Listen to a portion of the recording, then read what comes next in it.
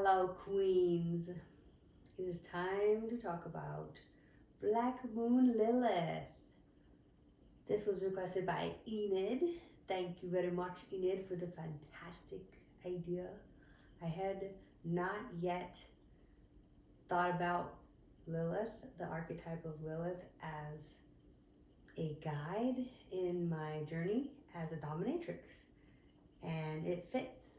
It just makes so much sense. Yes. Black Moon Lilith. Okay, so the Black Moon Lilith is in astrology. You can find it in your chart. It is a calculation of a space, specifically an empty space, which makes a lot of sense once you learn the story of Lilith. Lilith is the first woman in the Genesis story. There was Adam and there was Lilith. She came before Eve. Eve was 2.0, the submissive. Lilith was not submissive. She was dominant. And she and Adam butt heads because he didn't want her on top. And she said, hello, who do you think I am? I am fucking God. Like, I was listening to some stories today and I learned something I didn't know before, was that she called out God's name. And in the stories that's supposed to be like, whoa, crazy, because not very many people could pronounce his name. It was like some kind of secret code word thing. So my interpretation of that is just she grabbed her power as goddess. She was like, no, I am not going to submit to anyone. I am source energy. So she took her source energy, she invoked her power, and she left the garden. She said, fuck you, Adam. I am not going to let you dominate me. And she left. She went to the desert and she made friends with all of the dangerous creatures that live in the desert, and she was having a peaceful time in the desert. And God came to her and said, you need to go back to Adam. He's not doing well.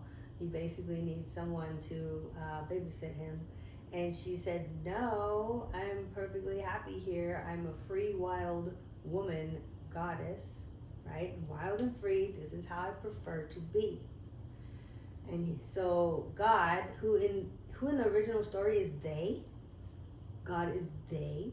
Anyways, they said to Lilith, if you don't come back, I'm going to kill 100 of your babies. Like I don't know if it was every day or every batch. Evidently she had a lot of babies. That's a whole nother story. I don't know if you know this, but in ancient times, like before Christ, or actually during Christ as well, women could give birth to babies without male semen. It's a whole kind of spiritual ritual that got phased out when Christianity took power. Anyways, let's stay on topic. We can cover that another time. But Lilith responded to this threat from God. She said, fine. Whatever, like, do what you want, you know. If you want to kill 100 of my babies every so often, do it. That's your fucking fault. It's your fucking choice. I'm not the monster here. You are. I'm just peacefully living my life, being free, and doing whatever the fuck occurs to me to do. So I fucking love that story because it's a big fuck you. It's a huge fuck you to anyone who wants to dominate you or tell you what to do or judge you and make you feel ashamed for your choices. The choices that you make to make yourself happy. You're allowed to be happy, whatever that means to you. And of course, we're not talking about hurting people. We're talking about like being a dominatrix or being an astrologer or not marrying because you don't believe in that heteronormative escalator. Not having children because you want to have enough for yourself without feeling like you're in debt because you're taking care of everybody else. All valid choices, right? So whatever your choice is to make your life as comfortable and fulfilling and satisfactory for yourself, those are always valid. And when we're told by other people that we shouldn't do this or we should do XYZ, that's always an opportunity to bring out your Lilith. And you can find out where your Lilith is in your chart. The code is H13. 13. Ooh, it's that number. The taboo number. But anyways, you can contact me if you want help with that. But yeah, finding out where your Lilith is, the true Lilith, not the mean Lilith. So the true Lilith is a calculation of where she is. She wiggles a lot. Her path, her orbit goes like this. It's just so fitting. She's just wild and free. She's doing whatever feels right in the moment. Maybe she needs to do a little dance, make a little wiggle, and then she can move on. But the mean, make sure you're not looking for the mean Black Moon Lilith, because that one is what they did to try to domesticate her. It's the calculation that cuts out all of the curves in the chart and like makes it a straight line. So yeah, basically domesticates her, and that's it. It will land in at least the next sign over in your chart. So it will give you a different perspective on your Black Moon Lilith.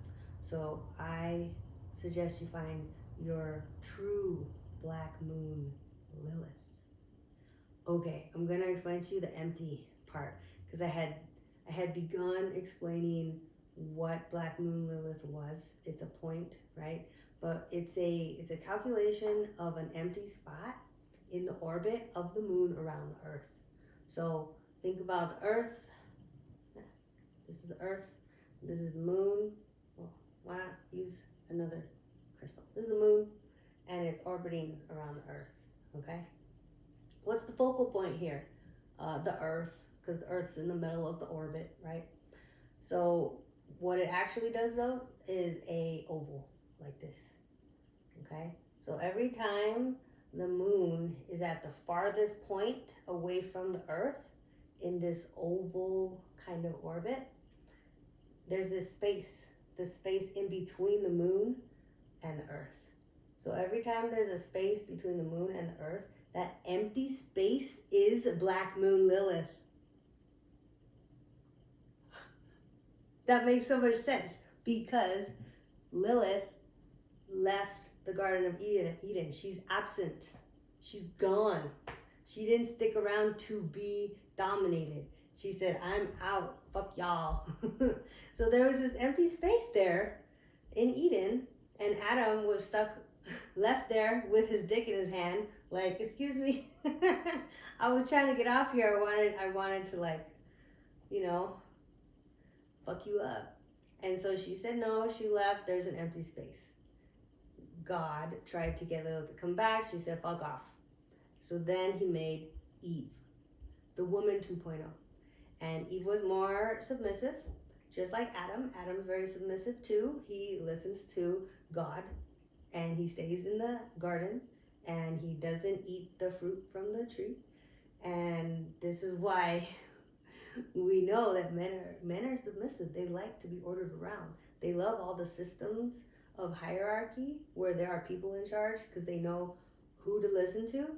Tell me what to do, please. Right? Life is so much easier when you just do what you're told. But women are not like that. Women are wild, right? Women are creative. We create life. Hello. Women create life. Yes, they do. So women are not meant to be soldiers, right? Women are not meant to be laborers and workers. No, women are meant to be the creatives, the artists, the portals of life, etc.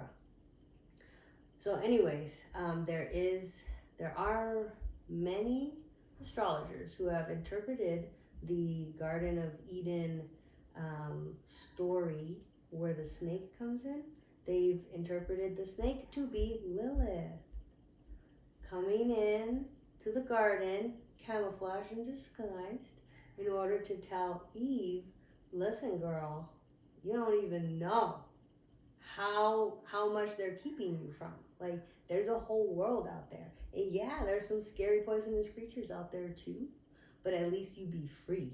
You can make your own choices and you can see a lot of things and have a lot of adventures, make some friends, not just be tied to this dumb fuck who just wants to be told what to do. So I like that. I really like that interpretation. I'd never heard it before. This is my snake. I ordered him like a few weeks ago. It took him a while to get here. He is 3D printed and so cute. And I've been wondering what to name him. And I've been calling him him. So just occurs to me now that they are Lilith. Okay. Anyways, yeah, I wanted to share the Lilith story with y'all to remind you that this idea of women rebelling and being wild is as old as humans. Seriously, since the dawning of humans, we don't know who wrote that original story. That's at least what I heard. Like, there is no author to that story, but that story is reflected and echoed across cultures. And it's really, really cool because I think that means that women are indeed, at heart, they are wild and they need to be free and in charge. We need to be on top and we need to dominate from our feminine ways. I mean, yes, we all have male and female characteristics and we all have a special mix of masculinity and femininity and how we express it. But I feel like the feminine approach to power takes everyone into account. Women create communities, right? How do they do that? Because they bond. They're not just takers, they're givers as well.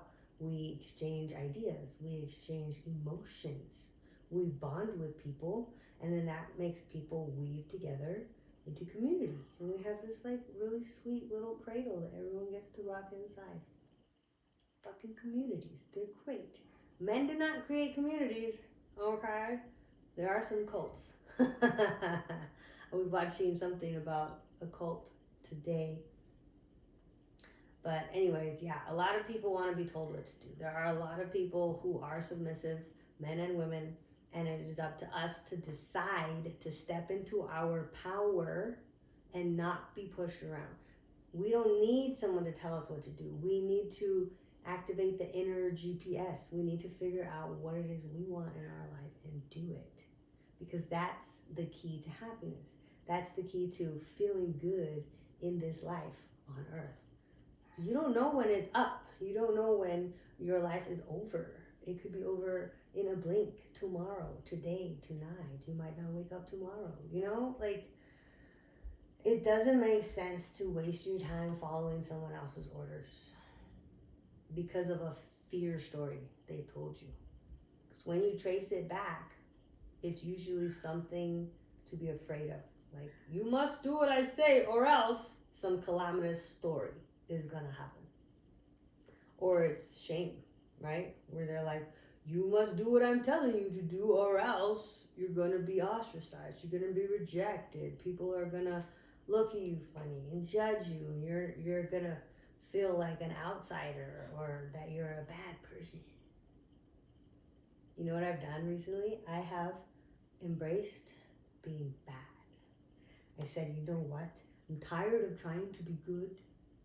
It hasn't gotten me very far in terms of, like, really, I don't know. I feel like I'm not at the peak of my life yet. Like, there isn't the umami that I need. I have peace, but I feel like there's more. And so I'm gonna try to find it by being bad. I'm gonna do things differently than I have. I'm no longer gonna try to fit in, but I am going to keep nurturing certain friendships that I appreciate.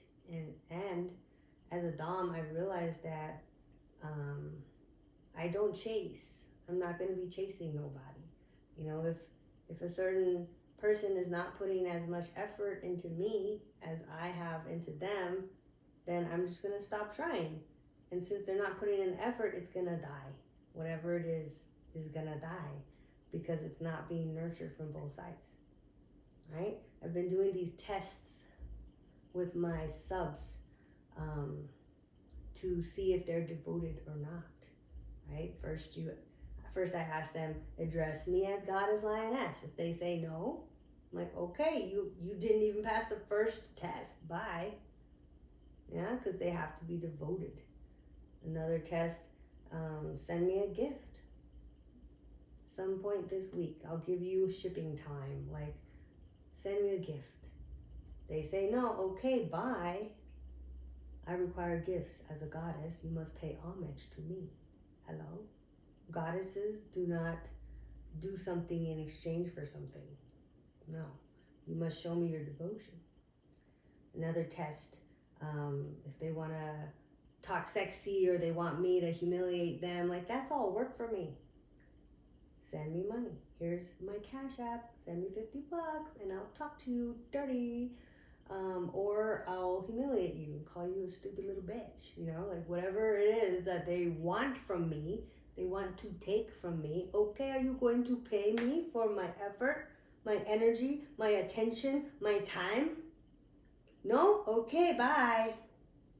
Right? So all of this practice that I'm getting with subs in the kinky world, I'm actually applying it to friendships. I'm applying it to people in my vanilla life. And I think back, I say, okay, how many times have I called this person to check in on them? How many times have I called this person to hang out and they're always fucking busy? Okay, I get it. People have priorities. Obviously, I'm not one of them. Bye. I mean, it's that simple. There are so many people in the world, okay? So I need to find the people who have the time to prioritize me. Because this is my life, not their life, it's my life. I am the star of my show. I am the movie star of my life. I'm not living anyone else's life. Hello? There's so many people in the world and there's so many men. I've just sort of like let my thick ass filters cull the crowd. I don't need many people in my life, but I will have the right ones. The ones who show effort, the ones who show interest, the ones who want to be in my life. And I will assign them a role, whether that is kind, supportive friend, or a service submissive who washes my car, or a more sexy submissive who lets me whack him around. Or if it's a father figure type, like an uncle or an older man that I talk to from time to time to just like get advice or hear him say, wow, it seems like you're doing great. I'm so happy for you. Like, that is nice. That's his role. And I don't need him to be calling me every day, but I can check in quarterly, something like that. But this is it. This is what I'm saying. Like, I'm understanding now how to structure my life in a way that pleases me, in a way that serves me. How to keep the people that are key. Only the key players will be allowed to stay, because guess what? Now I'm an advanced player. Now I have skills and my intuition is activated. My intuition has turned up so much since I started the dominatrix lifestyle. It's like I've turned the volume all the way up. I can tell now just by how someone introduces themselves in a chat. I can tell if it's going somewhere or not. I'm like, okay, this guy, I don't even have to answer him. He is not going to go anywhere fast. He's going to get filtered out like that. My intuition is so high right now. I love it so much. Okay, the other thing I wanted to talk about is kink as like my next level in terms of sexuality. Because first, I was programmed to be straight, and then I realized I was bisexual when I was 12. And then my mom pushed me back in the closet twice. And then I went to college and I found a girlfriend and I came out again and I stayed out that time as bisexual. I said, ooh, I'm bisexual. This is cool. Yes, I do like men and women. And then, I don't know, I got to this point recently where I feel more comfortable saying I'm kinky than saying I'm bisexual or even pansexual. I feel like kinky is so much more fluid, and kinky allows for a more specific matching between people. Because when you're kinky, there could be there's a plethora of options to choose from. Like, I like hitting people. I like slapping people. No, you may not slap me. My kink is being worshipped. My kink is receiving gifts, receiving money, receiving services, people kissing my boots. That's my fucking kink. And if you don't like it, then you're not a match, right? So that's super specific. Instead of saying, I like women, okay, that's a lot of people. Or I like men, okay, that's a lot of people. A lot of the men, most of them want to dominate me. Because I'm a strong woman, it is a harder nut to crack. So if they crack it, they feel like big dog. It's a huge achievement if they can dom a dominant woman. So I've had to navigate that a lot. There's a lot of dominant men who are like, oh, but don't you want to switch? Oh, but maybe one day you'll switch for me. Oh, but you know, I could just tie you up. That's it. I wouldn't hit you because I know you don't want to be hit, but I'll tie you up and we can do some tease and denial. And I'm like, no, bitch. You're not gonna tie me up. Don't you get it? I'm in control. How can I be in control if I'm fucking tied up? Doesn't work like that. Are you daft? Yes, men are stupid with 2 O's. So anyways, back to kink. When you're kinky, you could be into so many things. So in the BDSM community, when you meet someone, whether it's on FetLife or in the dungeon, you talk about what are you into. That's like almost the first thing that you talk about. Hey, what are you into? And they're like, oh, I really like needle play. I like fire play. Or I really love feet. I want you to put your feet in my mouth.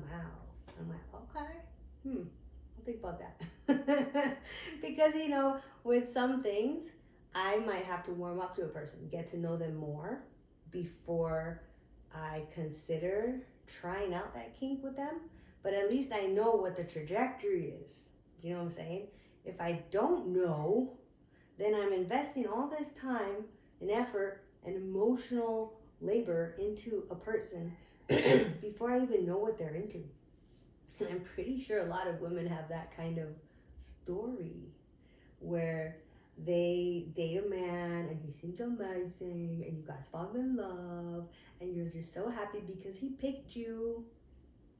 And then maybe 3 months, maybe 6 months later, he comes out of his kinky closet and he wants to tell you, he wants to ask you very nicely if you will poop on his face. And you're like, the fuck? I did not ever think that was in our future. Like, what? You know? And then you tell him your kink, which might be, I don't know, slapping him in the face while you're riding on top. You know, and maybe he doesn't like that. He's like, don't hit me, I'm a baby. So anyway, if the kinks don't align, that's not gonna be a good match. So I don't understand. Now I'm like, why the fuck don't we teach people to first learn their kinks and then date according to kinks? That way you're not blindsided later after you've invested in this person. Time, energy, money, right? Emotions. Too much investment without any agreement about future sexcapades. Because that's why people date, it's for the sex. That's why people get married too, it's for the sex. But we're not even going to go into how marriage is sex work. We can save that for another time. Let's see. I had a great little epiphany today. I said, I'm ready to be chronically creative. What? I'm ready to be chronically creative. Because I've gotten bored with life, gotten bored with YouTube, I've gotten bored with a lot of things, and I know that is a sign of depression, but I'm not depressed. I actually feel like pretty happy with life, and I have this new BDSM lifestyle that I'm wiggling into. It's just that it is slow, you know. Progress happens gradually, and I have to be patient. So that's what I'm doing. I'm being patient. And that's hard for me because I have a Aries moon. So my Aries moon wants to like keep going, start a lot of things. Like when I used to knit and crochet more often, I had anywhere from 3 to 7 projects going at the same time. And maybe 2 of them completed eventually. But yeah, I just want to do shit. I want to do shit. So I realized, okay, I need to just make videos. So that's what I'm going to do. And I might get more creative with these videos. I might not be sitting all the time. I was thinking about standing up because like I don't like sitting so long. My butt is going numb, dude. So yeah, I'm going to end it there. I think we had a really good talk. I had a really good chat. And Lilith has a name now. Okay. So we're going to say bye-bye. I'm going to let Lilith say bye. Can you see her? Oh, gosh, she's so cute. Okay. I'm going to go have hot chocolate and cookies because I feel like it. I hope you stay free. And I hope you do whatever the fuck you feel like doing and tell everybody else to fuck off. Bye.